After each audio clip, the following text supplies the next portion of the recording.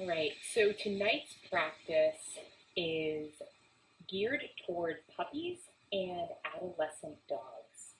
So tonight I have my other German Shepherd with me this evening named River, and he is a year-and-a-half old German Shepherd, and he comes from working lines, which means that he likes to do things, and he does things very quickly, and he's very smart. So a lot of our life is trying to find outlets for him, just like your your adolescent dog at home, that keep him occupied.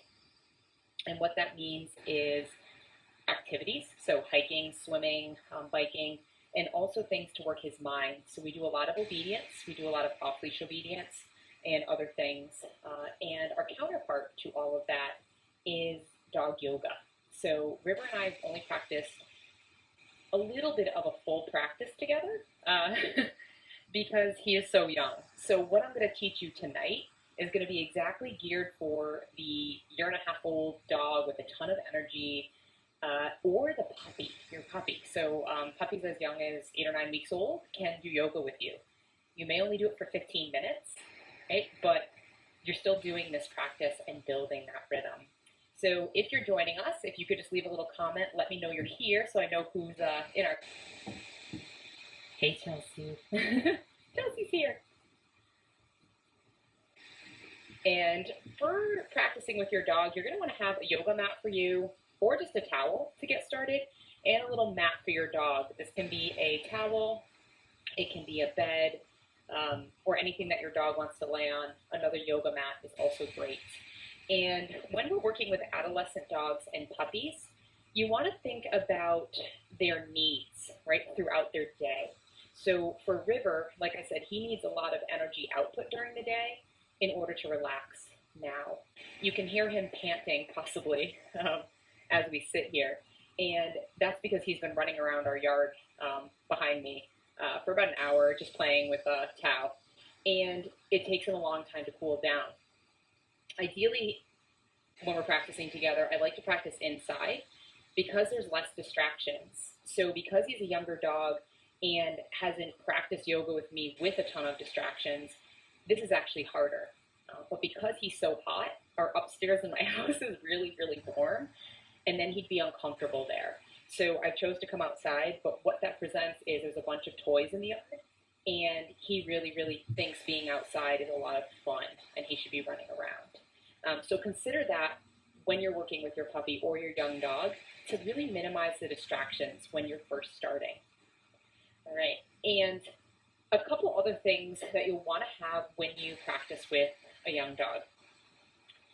You'd likely want to have some treats with you. And so what I typically will use is Kibble. So a really low value treat is Kibble. And the reason I use that is so that River doesn't get more excited and more revved up for these really, really high value treats. And instead, the Kibble kind of keeps him a little more calm. And when we're practicing dog yoga, that's what we're looking for, right? So if I was in a distraction-full environment with River, I'd be using something a little more high value to keep him interested at times or reward him for really checking in with distractions. But here, I don't want him that excited. So Kibble's just fine. I have a little bowl next to me of his Kibble. The other things I like to have for young puppies are a bone. It could be a marrow bone. Check it out, River. And this one's empty. And sometimes I'll stuff it with, if you feed raw, you can stuff it with raw and freeze it and give that to your puppy. If you have fresh marrow bones or you use those with your puppy, that's a great option here. You just put it on their mat with you while you practice. The other options are filling it with canned food and freezing it, filling it with pumpkin and freezing it. But these are really great for young puppies. And we're talking really any age. You know, it can be under a year old, depending on where you're starting with your puppy. But if I'm practicing with a 4-month-old puppy, I'm definitely using this. Or the other thing I like to use are bully sticks. River likes that too. So bully sticks can last a long time. Bully sticks can last a long time as well. And so what we're trying to do with a young puppy, because their attention span is so short, they're not going to want to sit here for a half an hour.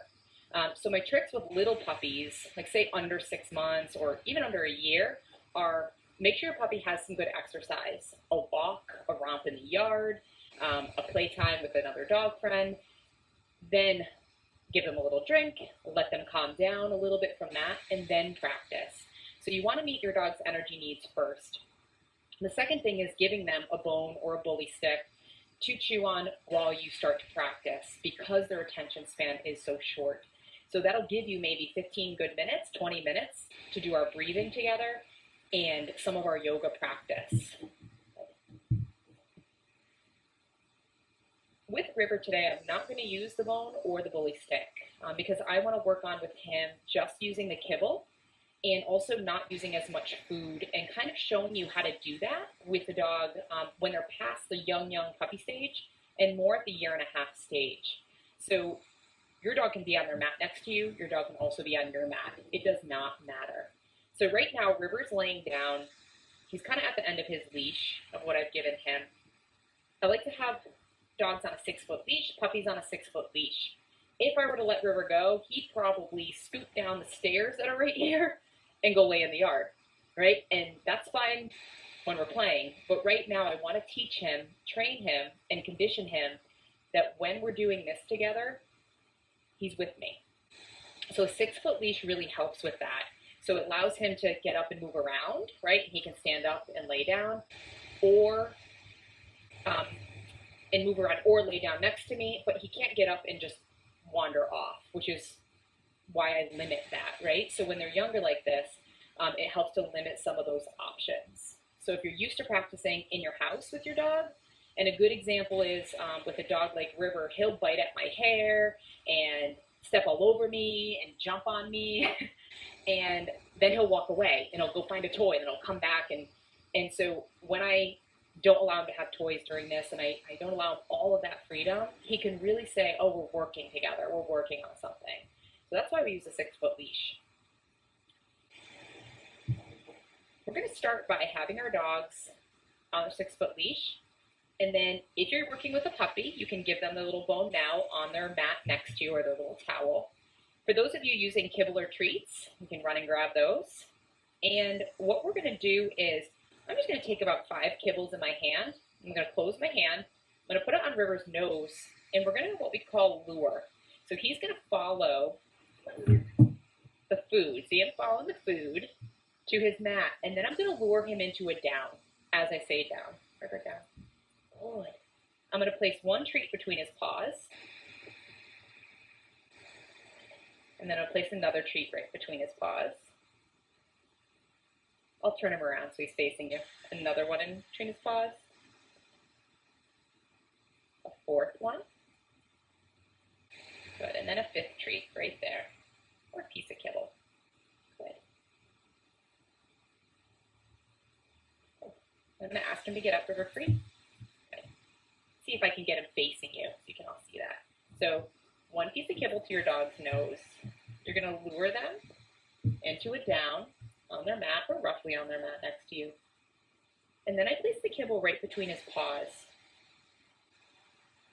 This teaches River to look down for the food, and it really re-emphasizes his down position instead of coming up towards me. If I were to give him a treat up here, he's going to try to reach towards me to get the food.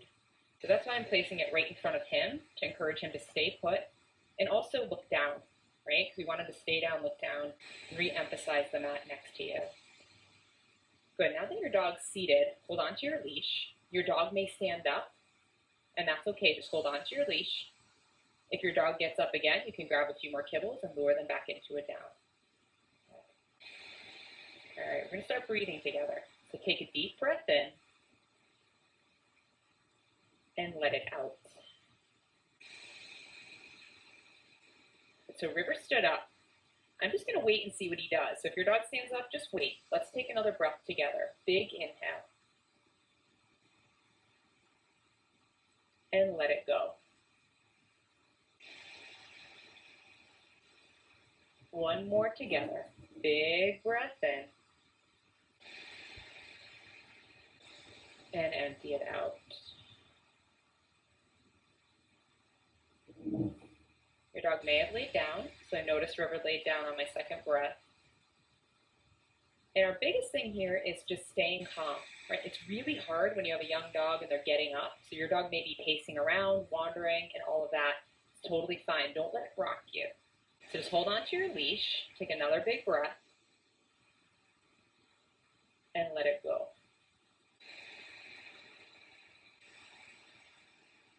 But if your dog is in a down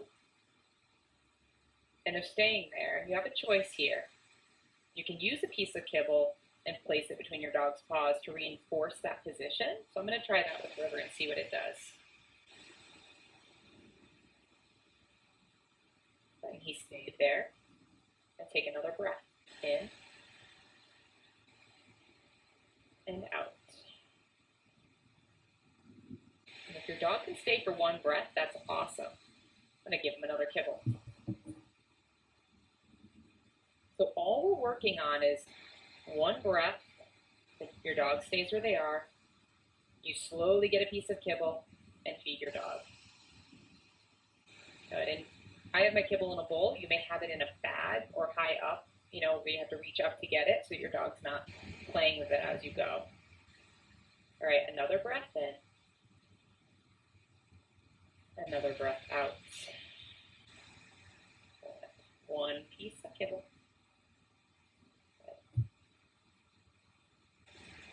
And all we're teaching our dogs is we are slowing down. So I'd like you to slow down. And the answer is lay down.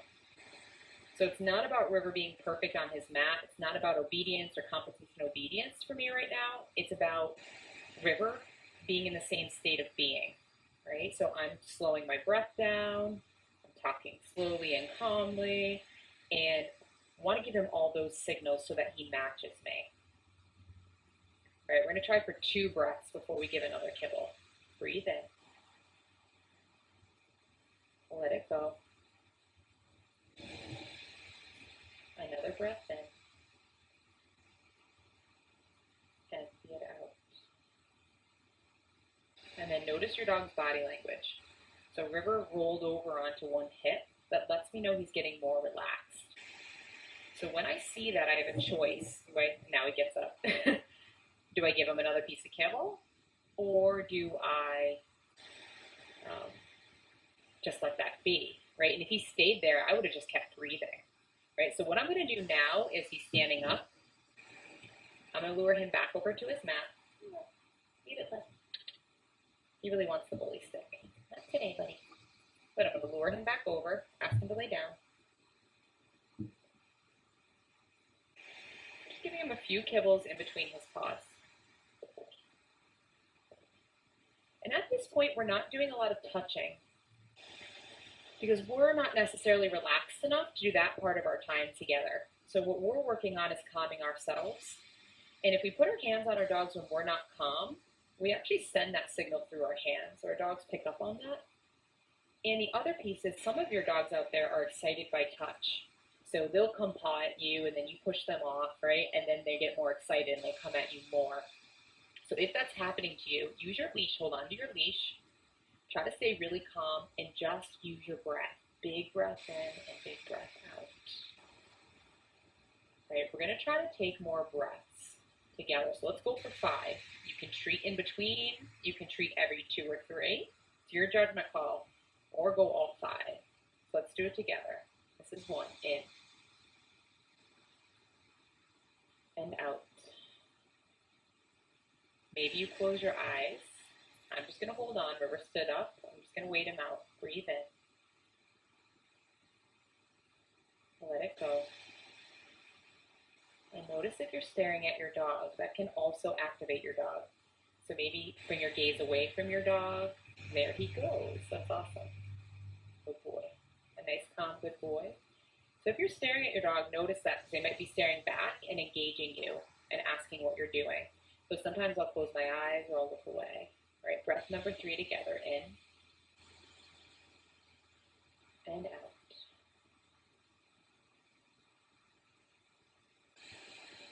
Number 4.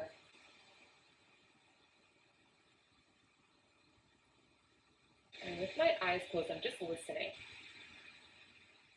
I'm noticing all the sounds around me, but I'm listening to River's breath. I'm noticing if it's starting to slow down at all. Breath number 5 in, and let it out. And if your eyes are closed, you can open them. Right, so River's still panting pretty good, but I notice he'll close his mouth from time to time. And that subtle difference lets me know that he's starting to calm down and starting to relax a little bit with me. Now, if I were to get up and start moving, which we'll do in just a moment, River is going to jump up. Because every time I get off the couch or I move to the kitchen, he is right there with me. So know that about your dog, right? And if you're tuning in today, you probably have a dog like that really is connected to you, right? And likes to follow you and do things with you. So we're going to do a little bit of movement with just our arms. So if your dog is staying still, you can have your leash just on your lap. Other option is just to sit on your leash. Or you can just hold your leash with one hand and alternate arms. All right, starting to move and link breath to movement. River knows to stay, and if your dog knows to stay, you can use that. So River, stay. A little reminder to stay. You're going to bring your hands out to both sides. Take a breath in and reach all the way up overhead. Let your palms come together, and then exhale. Lower your arms back down. Let's do that again. Big breath, even more reach. Can you lift up and out of your seat, up through your rib cage, all the way, fingertips touch. And then exhale, release back down. Right? And then I noticed River flopped onto his side. So that means he's getting more relaxed. So as we do this, I just want you to cue into your dog. Watch your dog, watch what they're doing, and notice any of those shifts. Your dog may be still getting up and walking around. Continue the practice. Hold on to your leash with one hand, move one arm, breathe in and breathe out. Yeah, the theme of tonight is don't let it rock you. So whatever your dog does, you just keep committing to your breath and calming yourself down. Last time together, breathe in, reach your arms up overhead. Lots of length in your spine. And then exhale, slow motion. Reach out through your hands and get even more space. Good. And then bring your fingertips to either side, press in, and then lift up even more. So you're lifting out of the top of your head. Right, and as I'm talking to you and I'm practicing yoga, I'm watching River. He got back up and he's shifting. So your dog may be working through these things, getting up, getting down. And for a dog like River and a dog like yours maybe, they have a hard time settling. He has a hard time settling. He'd much rather be running with me right now. All right, so I'm just going to keep doing practice. Good. Bring your hands right onto your lap, right up to your knees. Good. Shrug your shoulders up to your ears. And then drop your shoulders down, back, and away. Lift your heart up. We're going to do that 2 more times. Match it with breath. Breathe in. Shoulders go up to your ears. And then exhale. Roll your shoulders down and back. Last time. Big roll this time. Forward with your shoulders up to your ears. And then drop your shoulders down and away. Tall spine. Good. Stay for a breath here. Big breath in. And let it out. How are you doing? How's your dog doing? Good. So you notice River is not exactly on his mat. I don't care. It doesn't matter. He's relaxing with me and sitting here. And even if we'll only do this for the next couple minutes, or we just had this past 5 minutes together, it's an awesome starting place, right? So he's already learning that this is part of our time together. This is part of our relationship. He's going to get up. He's going to go sniff those. Okay. Here, buddy. The fact that he's relaxed a bit, I'm not going to use food. I'm just going to hold on to my leash and let him figure it out. And what he's going to realize is that he doesn't have many options, except laying down feels a lot better than standing, too. And that felt a lot better being relaxed with me. So I'm just going to wait him out. He's going to lay back down. Good. but I didn't let him rock me, right? So when he got up, I didn't get up or grab at this or whatever. I just calmly asked him, come back down and lay down with me. And when you practice with your dog, River's gotten up like 5 or 6 times. I lost count because it doesn't matter. It matters about reinforcing lay down next to me. And if your dog doesn't know down, it's a lure right on their nose, treats right between their claws. But he's shifting back and forth. He's like, what are we going to do? I'm tempted to make eye contact with him, right? So I'm going to glance at him and glance back to you all and look around my surroundings a little bit so that he's not making strong eye contact where he wants to engage and offer. All of you out there, if you're watching this, I know you do a ton with your dogs. So you do a lot with treat training, I'm sure, and also a lot with obedience. So turning your dog on, having them work for you, having them do things with you. And eye contact is a big piece of that. Smile on our face, excitement, our voice. So really, I'm going to say good boy, good girl, really calm. So your voice is really calm. If your dog gets up, just ask him to lay down. All right, we're going to add a little spinal twist action on the night. All right, so you're going to bring your right hand to your left knee, and then bring your left hand behind you. Come up onto the fingertips of your back hand, and then press in and lift up. So getting really tall, take a breath, and then exhale, twist over to the left. Another breath in, and let it go. Last inhale here, make it your biggest. Exhale, come back to center. A little movement from side to side. And then switch sides. Breath in, you lift up, lengthen, and then exhale, twist. Inhale, find a little more length. Exhale, see if you can deepen. And then big inhale. Exhale, come back to center. Take another breath here. And let it go. All right, if you've never done yoga before, you did awesome. Your first class. That's yoga. Right? So yoga is breathing and moving in your body. And so this is a yoga practice, what we just did. This is something that you can do every day with your dog. And then keep tuning in each week, keep tuning in on YouTube with me, and you'll learn more and more different poses to incorporate into your practice. The other thing I didn't mention at the beginning of class too is sitting here for about 15 to 20 minutes can be uncomfortable, right? It can affect our hips, it can affect our knees. So you can grab a big cushion and sit on mats, and that will help it be more comfortable. You can prop yourself up against a wall as well, and that'll allow you to lean back and have more support for your spine. Other option is practicing yoga in a chair. When I first started teaching TAO Dog yoga, we all started in chairs. It's great if you have a dog that's climbing all over you and jumping all over you. They won't do that as much if you're seated in a chair. You have a little bit more leverage also with your biomechanics being higher up and holding onto your leash, and your dog can lay down next to you. So using a chair, you can absolutely do all of what we just did in a chair. And then you can come onto your mat as you advance and move more into your practice. But what we did is absolutely yoga. Benefits your dog. What's happening is you're changing the way you feel, the way you breathe, the way you're reacting, and becoming less reactive, sending all the right signals to your dog. And I have to be really honest, so I'm going to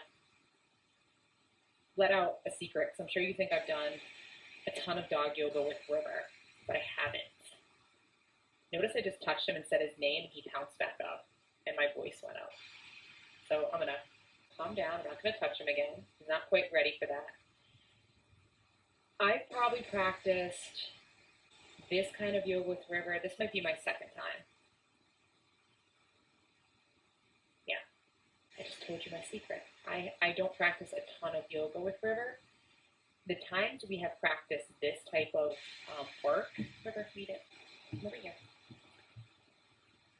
we practice this kind of work on walks together. So we go for a walk and then I'll sit at a bench and I just do a bunch of breathing. And then we'll walk another 15, 20 minutes. I'll sit at a bench, or even 10 minutes, sit at a bench. And we've done that since he was a puppy. And I'll sit and relax. So he's used to me breathing and relaxing, but we've only done this twice together. The other times he's been with me when I'm practicing is him and Tao are allowed to meander around the yard if I'm taking a Zoom yoga class for me. And sometimes I give them each a bully stick or a bone, and they hang out for about 20 minutes, and then they're off in the yard running back and forth. So he's done some of that with me, but not on leash with our mats in this way. So this really is kind of seeing what River's like raw. Of course, you know, as a raw dog doing this for the second time. He gets up and down, right? If he hadn't had exercise before this, he likes to bite at my hair, jump on me, paw at me. If I allowed him to have any kind of ball or a Kong toy, he'd be bopping that around and, you know, being really, really ramped up, which is not what I'm looking for here. So that's why we limit that, and he has that in the yard and not up here with us when we're practicing. Some of you might wonder who use Kongs. If Kong is a good option, because you can stuff those and dogs can work on them. They can be if your dog doesn't pick them up and drop them and kick them around. I've tried it, and with my dogs, they get more animated. So that's why I like a bone that lays flat, or a bully stick that they can hold on to that doesn't move around a lot when we're doing dog yoga together. So that's a starting place for you with adolescent dog or a puppy. So if you're working with a puppy and your puppy's been chewing on that, you've just been breathing and listening and doing yoga. So those of you with adolescent dogs, if you tried this tonight and you're like, I may need to have that chew just so I can actually relax a little bit, use it, right? Use it, and then you can build up to where we use the kibble like we did with River.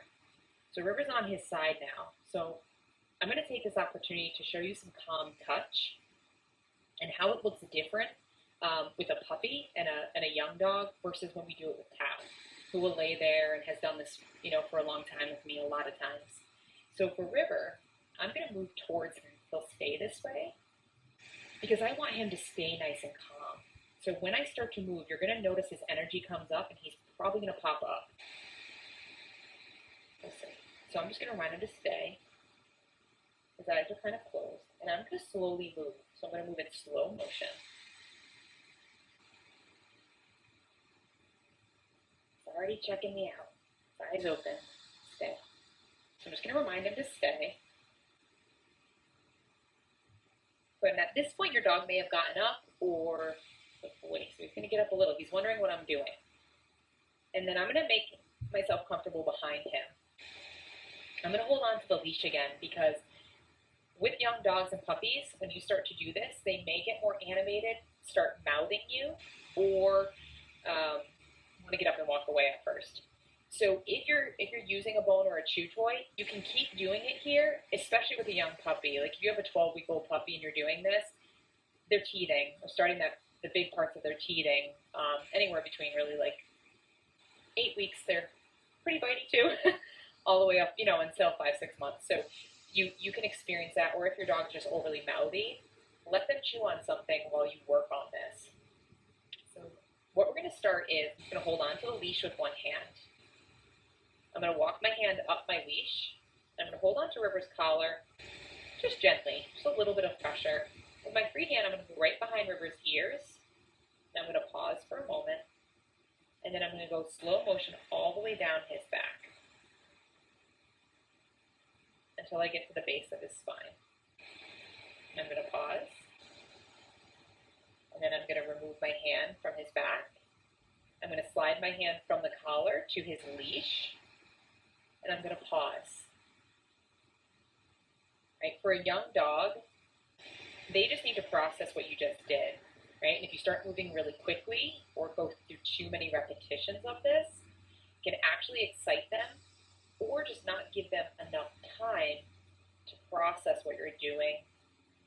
You want to move slowly and calmly.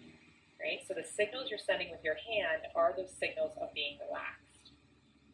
Right? Walk your hand up your leash again. Hold on to your dog's collar. One hand behind your dog's head. I'm going to go all the way, even slower this time, all the way down River's back.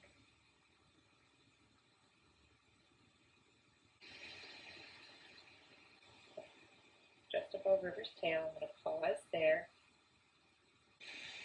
And then I'm going to release my backhand, release my hand from his collar, and walk my hand down his leash.